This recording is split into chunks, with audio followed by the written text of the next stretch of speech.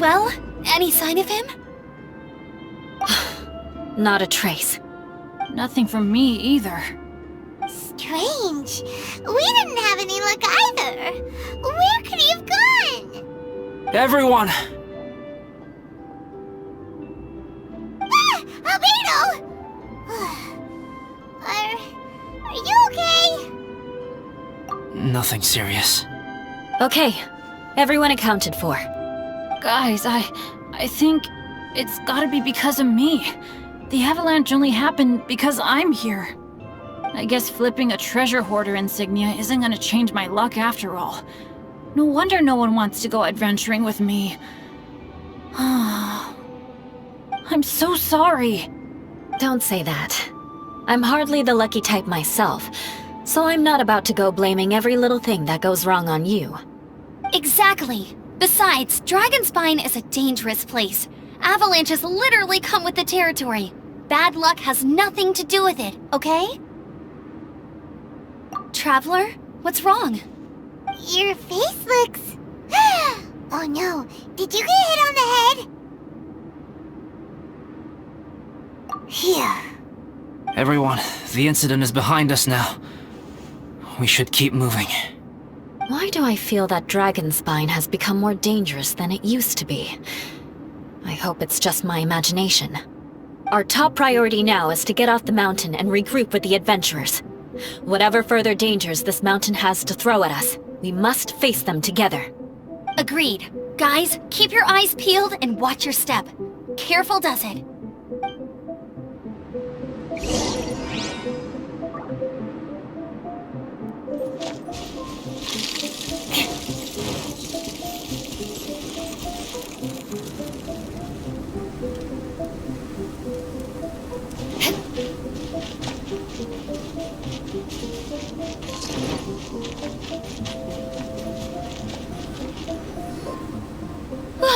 We've been heading in the right direction for a good length of time now. We must be getting close. I can feel it. Victory is in sight! Hooray!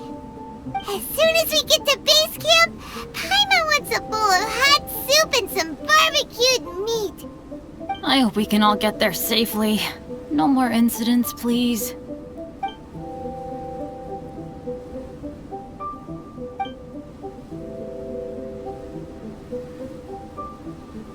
Hey, what's on your mind? You seem a little distracted. Something's up, isn't it? Are you hungry? Cold?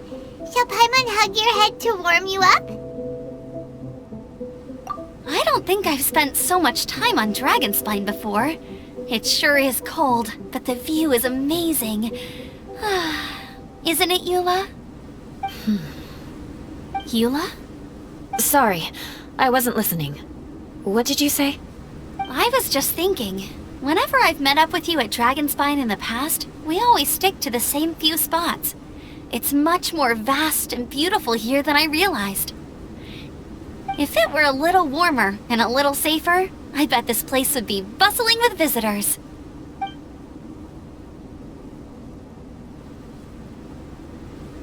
I agree. People are put off by the cold and have an aversion to danger. They don't realize that there's much to explore beneath the icy exterior, if you were willing to spend the time and energy. Albedo, is this the way down? Yes. I think there are several routes in this area. Does the path fork off here?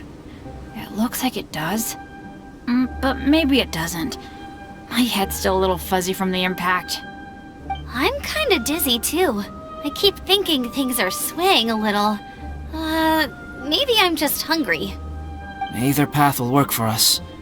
The smaller trail is less worn and harder to see, but it's also shorter. Since everyone is weary, I suggest we take the shortcut. Follow me.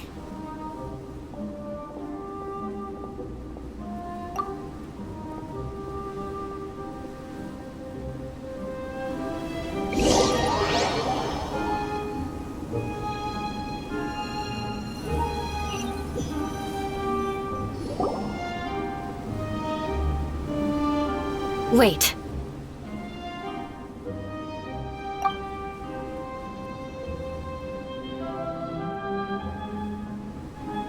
Bennett and Amber don't look well. Can we take a break? We can continue once their conditions have improved. Ugh. Now that you mention it. Huh? You hit your head earlier, didn't you? Oh, you noticed. Are you sure it's worth holding everyone up over a little thing like this? No problem at all! Health and safety always come first! Okay, sorry for this. Thank you. Yeah. Thank you.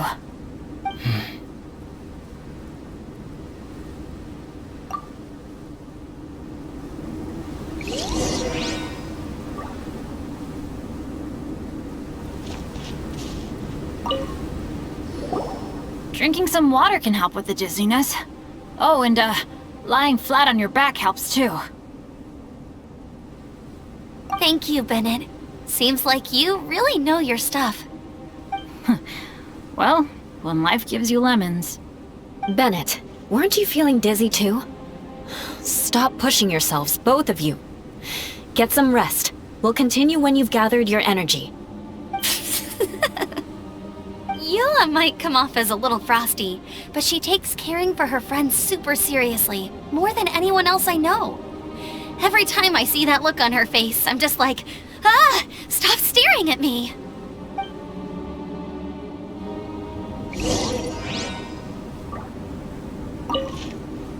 Traveler, I know what that look means. What's on your mind? Maybe seasoned veterans have an instinct for it. I sense it too.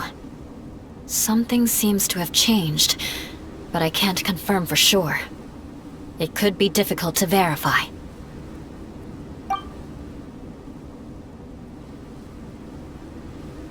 It might be imprudent to speculate out loud, but I believe you know what I am referring to.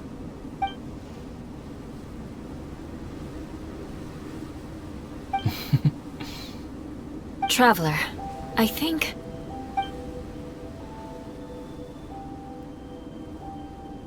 you...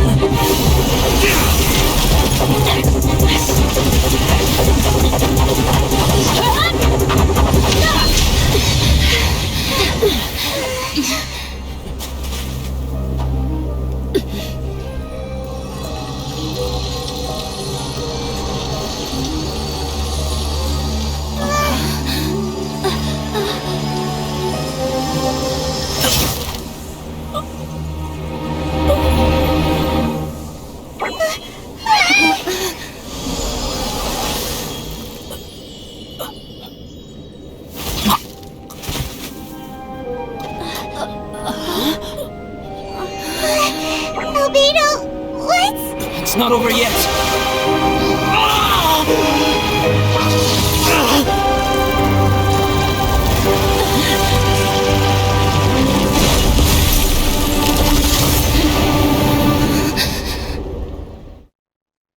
Brace yourselves. This'll be a challenge.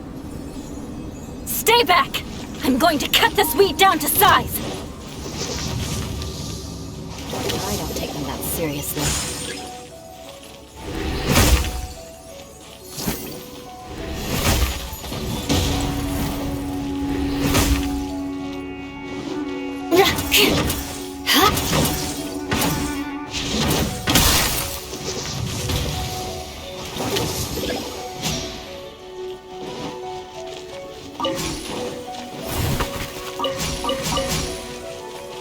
More speed. Wheel of life.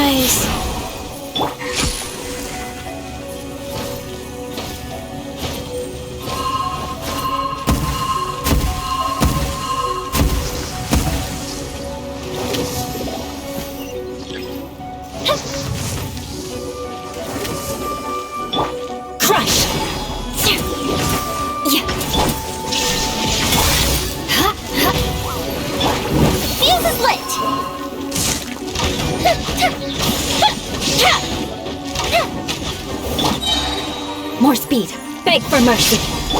Shine down!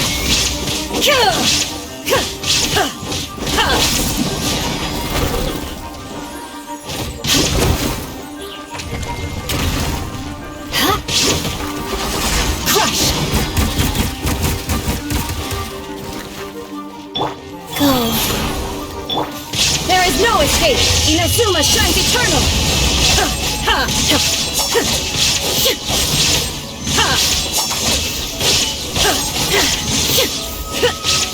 Fire hazard!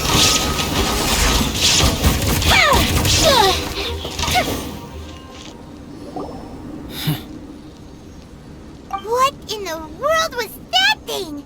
One moment it was human, the next it was a plant! Is everyone alright? We're fine, but can you please tell us what's going on? I don't understand.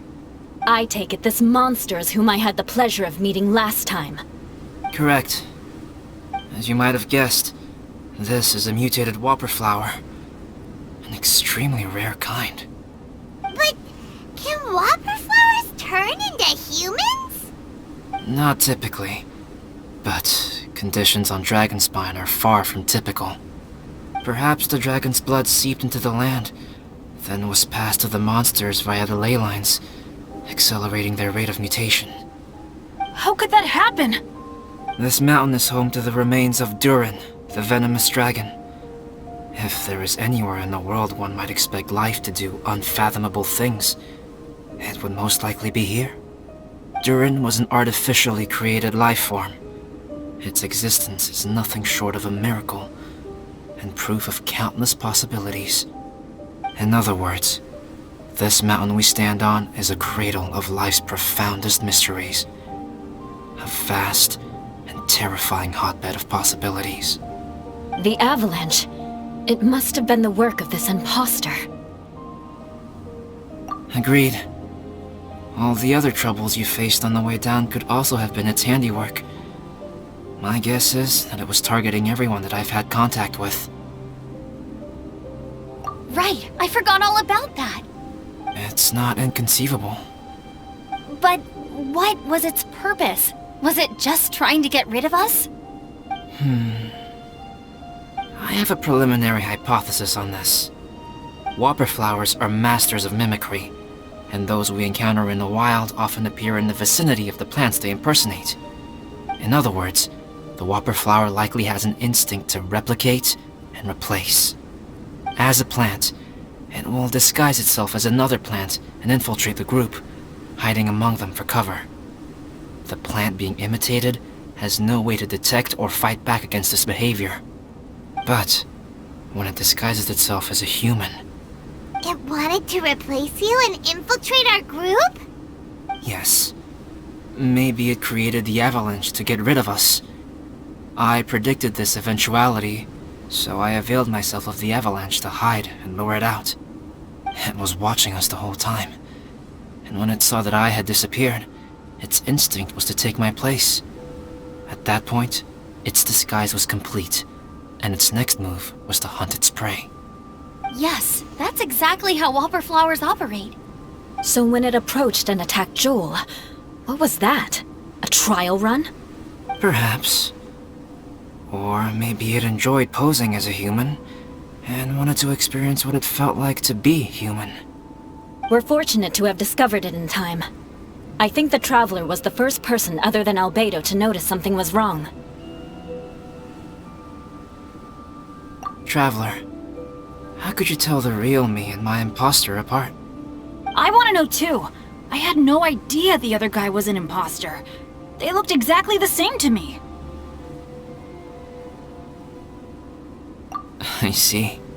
It goes to show how difficult it is to impersonate a human. This mutant whopper flower tried its best to replicate the original exactly, but still managed to miss some details. Unbelievable. To think that Dragonspine creates such terrifying possibilities.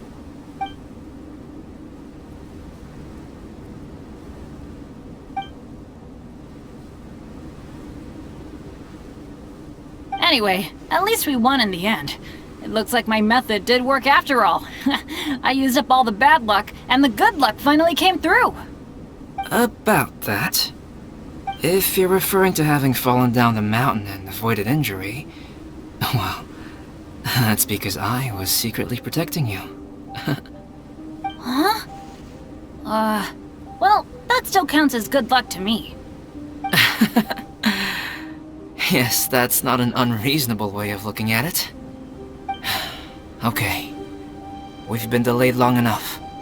Time to move on. Yeah, let's go!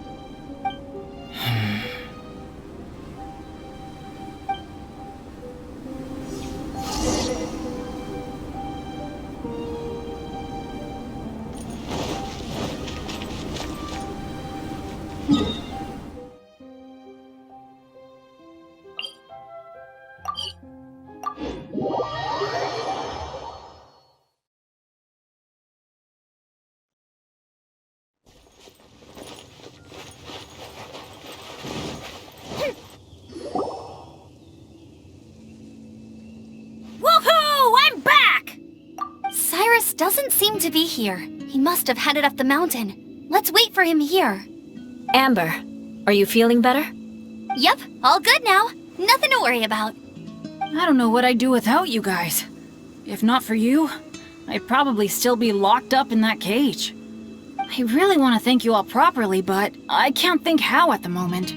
Huh? You must be pretty used to being on the receiving end of people's kindness by now, though, surely. You probably need it often enough, given your... situation. Come on, don't put it like that. Sure, plenty of people have shown me kindness before, but that doesn't mean I will ever take it for granted. No matter how many times people help me out in life, I will never forget any of them. Well, instead of repaying those who helped you, perhaps you could help others yourself. Everyone meets others in need from time to time. By choosing to be there for them, you're passing the kindness you received onto others. Yup, you're right. That's what I've always tried to do, and will always continue to do. Right. And when Cyrus gets back, I'll find some way to help him out too. This has been quite an eventful day. Yeah, it has. It's really hit me how tired I am now that I've started to relax. I need to rest. Everyone, please excuse me for a while.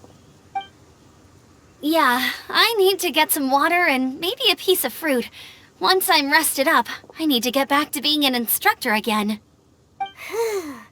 Well, it looks like the curse of the mountaineers who couldn't get off the mountain is finally broken. Feels like an action-packed chapter has come to a close. Shall we find somewhere to rest and chat too? Why not? Then, please, come with me. You sensed something too, didn't you? Then let's go. Huh? Are you going back to your camp again? Paimon thought maybe we could talk here. Okay. Might as well come with you. Good. Shall we set off right away?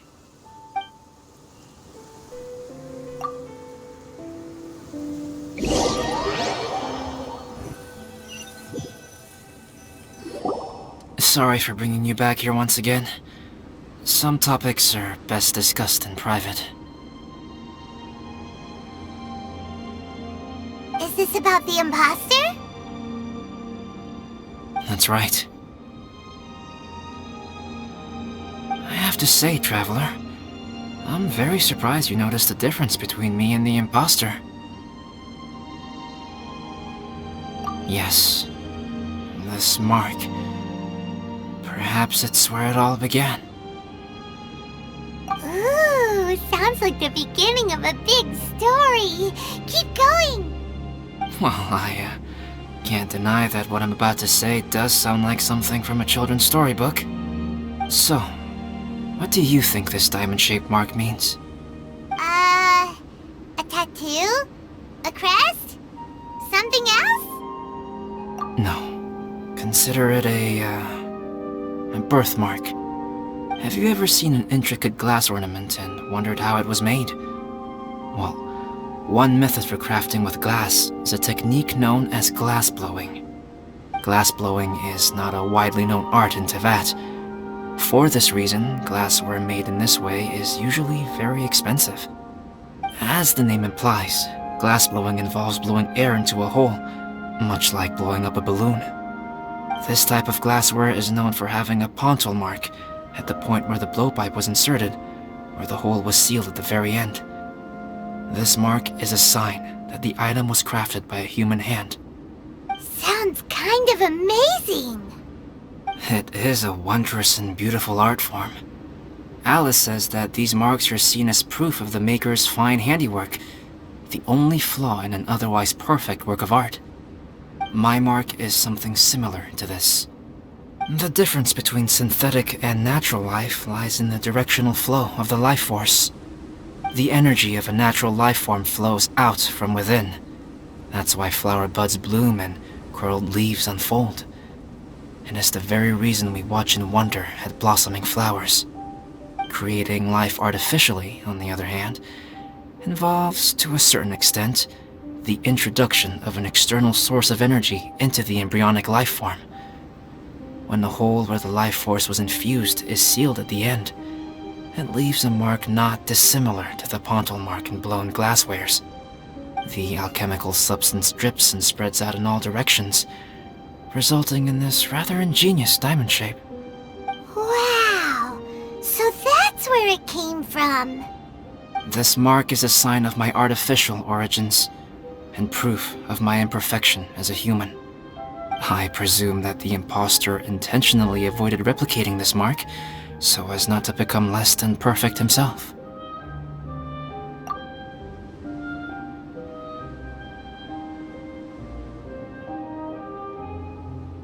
You are fundamentally different from other people. I have few qualms about sharing my secrets with you. Just as Paimon said, it all sounds like a story. Even if you were to tell anyone else, they would regard it as nothing more than a tall tale.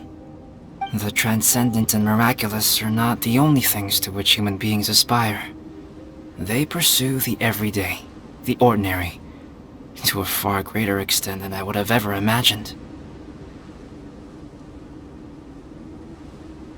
People like to believe that those who are thoroughly different from themselves could only ever exist in stories. It makes things much easier.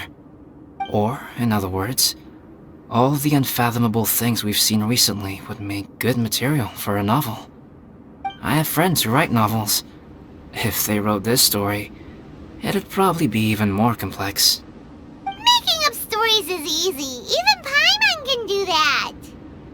Oh, I didn't know you had that kind of talent. Paimon's the best guide into that. Making up stories is a piece of cake. In that case, how about we have a storytelling contest? We can base our stories on the events of the last few days. Sounds great! But we still have to help out the Adventurers Guild. I understand. Creativity is something that cannot be rushed. Take your time, and come back when you have found some inspiration. We'll see whose story is more compelling. Deal! Okay, we'll regroup with the Adventurers Guild for now. Sure.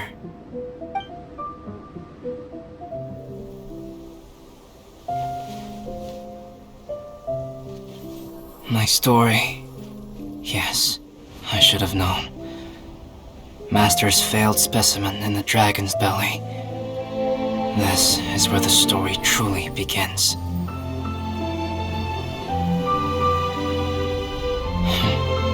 If we switched places, if you were the survivor, then as the abandoned experiment, the failure of the primordial human project, I'd want to replace you too. I would replicate your appearance, study your alchemy, and create miraculous life forms to divert your attention.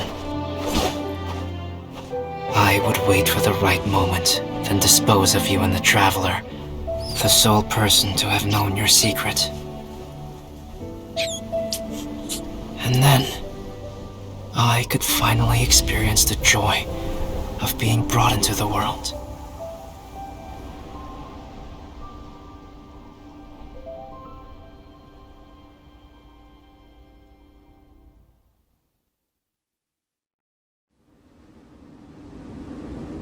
Huh?